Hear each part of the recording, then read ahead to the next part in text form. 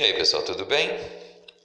Dando continuidade então às nossas aulas de eletrônica digital, hoje nós vamos falar sobre paridade. Então, é muito necessário em circuitos lógicos e nas estruturas digitais a comunicação de dados. Então, ela é utilizada, por exemplo, para que a gente possa conversar utilizando um aparelho telefônico, para que a gente possa armazenar dados em células de memória, para que a gente possa utilizar em outras localidades ou para que a gente possa utilizar no futuro, ou mesmo para que a gente possa transmitir dados entre os computadores, para que a gente possa portar dados digitais utilizando, por exemplo, a internet. Mas no momento que a gente transfere dados, nós não conseguimos entender a possibilidade de recepção adequada desta informação. Então, muitos de vocês já devem ter passado por experiências onde você falou alguma coisa e a pessoa entendeu outra. Então, você chega num ponto onde você fala assim: poxa vida, mas não foi isso que eu falei? Mas na verdade o que aconteceu é que você falou certo, a pessoa entendeu errado. E, consequentemente, num processo de transmissão de dados na estrutura digital, isso também pode ocorrer. Problemas no processo ou na linha de transmissão de dados podem fazer com que os dados que chegam não sejam os dados que foram enviados. Então, existem técnicas que são utilizadas pelos protocolos de comunicação que vão permitir que você garanta que a informação que chegou é uma informação válida. Uma dessas técnicas é utilizando bits de paridade. Esses bits, eles vão propor a ideia que você vai ter como verificar a conformidade dos dados que você está recebendo, e verificando essa conformidade você vai poder aceitar a informação ou recusar esta informação. Nós vamos estudar hoje duas técnicas de paridade, que é a técnica de paridade par e a técnica de paridade ímpar.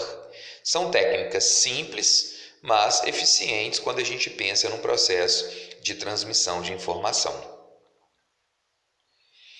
Então, o bit de paridade, ele vai ser um bit que vai ser colocado na informação, ele não pertence à informação, ou seja, ele deve ser retirado no processo de recepção, e ele vai ser utilizado com a finalidade de garantir que você está recebendo o dado de forma adequada. Então, você vai ter os bits que vão compor sua mensagem, então as mensagens vão ser compostas por bits zeros e bits uns, e o bit de paridade vai ser então inserido nesse processo para que você possa garantir a recepção dessas informações de forma adequada. Então, a ideia do bit de paridade é você introduzir um bit que vai garantir a conformidade dos dados que você vai estar recebendo.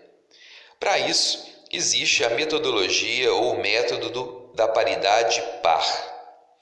Então, o método da paridade par constitui na ideia de que você vai garantir que a quantidade de elementos uns presentes na mensagem seja par. Isso quer dizer que a quantidade de números uns presentes nessa estrutura vai ser par.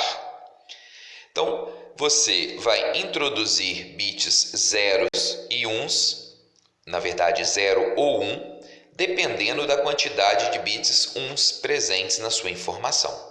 Por exemplo, se você tiver uma informação que é constituída pela seguinte informação: 10010001, nós podemos determinar que nós temos 3 números uns presentes na nossa mensagem. Consequentemente, para que a gente possa garantir a paridade neste processo, nós temos que garantir que tenhamos números uns pares, mas nós temos números uns ímpares. Consequentemente, o nosso bit de paridade vai ser igual a 1. Neste momento, nós vamos ter então o bit de paridade igual a 1, já os 3 bits uns da mensagem. Consequentemente, nós vamos ter aí a ideia de 4 bits uns, ou seja, quantidade par de números uns, o que vai permitir que você possa, através de um algoritmo, determinar que essa mensagem chegou com sucesso. A outra metodologia pressupõe que você vai garantir que você tem uma quantidade de números uns ímpar. Então, são metodologias semelhantes, mas nesse caso, o bit de paridade vai garantir que você tenha bits ou você esteja com a quantidade de bits uns ímpares. Usando o mesmo exemplo que nós fizemos no slide anterior, ou seja, constituindo o mesmo número, o número 1001001, podemos ver então que ele tem 3 números uns. E 3 já é um número já é um número ímpar. Consequentemente, o bit de paridade pode ser 0. Por quê? Ele sendo 0, ele não influencia a quantidade de números uns e a paridade ímpar vai ser garantida no momento que você introduz o bit 0 nesta associação. Então, na hora da recepção, esse bit vai ser retirado, mas ele vai ser utilizado como um elemento de comparação dos bits que se seguem para que seja possível determinar a veracidade do processo de recepção de dados. É claro que essa técnica é uma técnica simples de paridade. Existem técnicas mais complexas que vão garantir de uma forma mais eficiente a paridade ou a verificação do processo de transmissão. Mas esses elementos serão estudados pelas pessoas que estarão ligadas a áreas de protocolos de comunicação. Então, existem divisões por polinômios, que são técnicas muito mais eficientes de garantir esse processo de transmissão de dados. E também a possibilidade de trabalhar com um volume maior de elementos ou de bits nesse processo de paridade para que você possa conquistar esse objetivo. Mas não é o enfoque dessa aula de hoje.